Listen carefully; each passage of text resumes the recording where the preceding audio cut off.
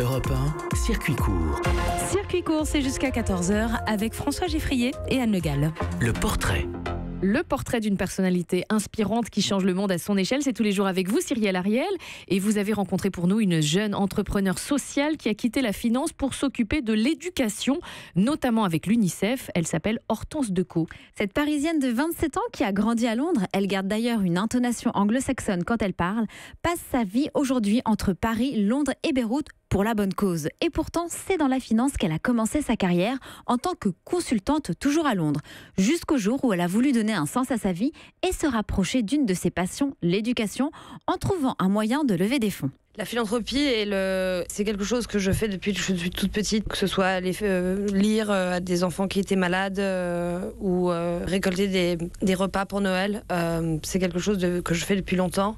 Et vraiment, on voyait, ma cofondatrice Léla et moi, on voyait qu'il y avait vraiment un manque entre des grosses organisations qui demandaient un gros apport financier ou alors des organisations qui sont peut-être plus petites de nature, mais pas aussi efficaces.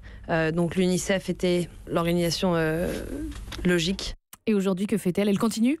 Et oui, elle a cofondé en 2013 son association Next Gen, qui veut dire génération suivante, pour aider justement l'UNICEF à lever des fonds, mais de manière innovante et créative. Chaque bénévole peut organiser son propre événement. Projection de films, cours de yoga, table ronde ou encore organisation de courses de sport.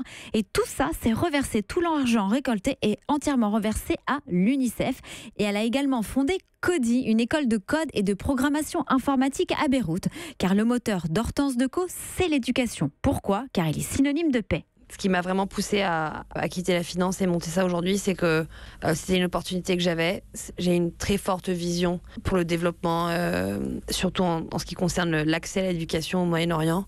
Je pense qu'une grosse source des conflits locaux sont dus à un manque d'investissement en éducation, que ce soit formel ou informel. Et moi, je suis très passionnée d'éducation informelle. Et je pense que c'est vraiment l'arme la plus forte qui peut exister. Et parmi les loisirs d'Hortense Decaux, comme le yoga ou la lecture, ce qu'elle préfère avant tout, c'est voyager. Car pour elle, le voyage, et je la cite, c'est la seule chose pour laquelle tu dépenses de l'argent, mais tu reviens plus riche en rentrant. Et pour suivre l'investissement d'Hortense Decaux, vous pouvez aller sur Internet, sur le site nextgen.org. Europe 1, circuit court. Le coup de main, comme chaque jour, on passe un petit coup de fil.